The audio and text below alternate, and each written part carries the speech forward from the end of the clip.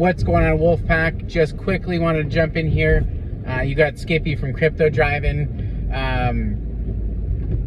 I wanted to go over something super quick about some chatter I saw today on Twitter. It's been here and there, just, you know, some rumors and whatnot, what's actually happening and a few things in Saitama land, especially with the liquidity kind of going.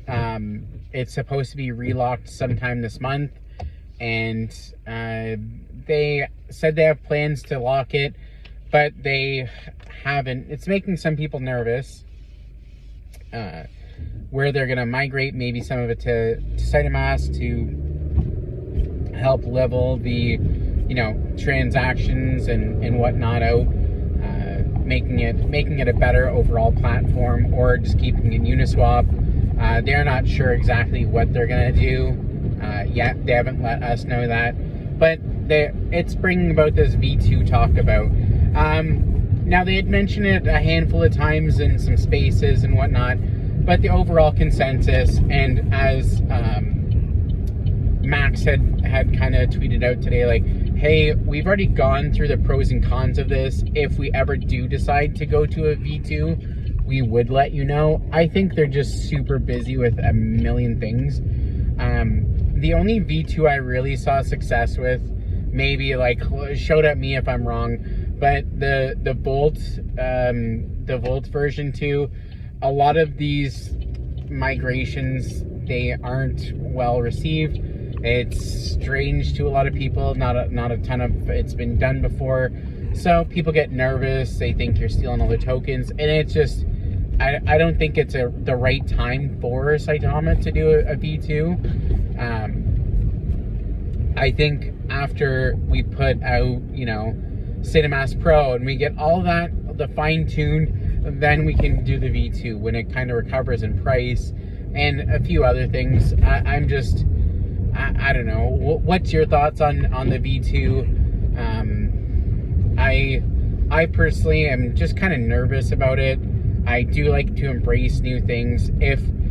If they can come up with a V2, that would be great. The original contract, again, if you haven't watched my videos, you should, because I'm awesome, like, right? But I talked about this before. Russ and the current dev team were not the creators of Saitama. That's why Russ is a COO, not a CEO. He did not create this. They were just, you know, holders, just like you and me. They got in very early, extremely early. They have some big bags of Saitama, and the guys just kind of renounced the contract, and they said, all right, well, here you go. Here, do with this what you want. So it would be super cool to see them do something that they, you know, have utility for and everything. I think that would make up a lot more utility, I guess. It gives you more power to kind of play with the contract and everything, because that's not an option now. So I just think that a V2, I don't know, I'm feeling nervous about it, but for right now, I really don't think that's going to come out. I don't think they're going to roll that out, not even this summer.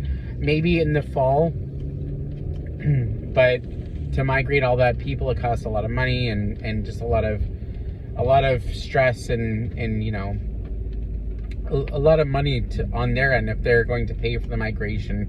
I believe they said it was $10 a person. So if you figure that out at, let's say, 360,000, so you're looking at $3.6 million just to do that. That's a lot of money, but we'll see. I am cautious about it.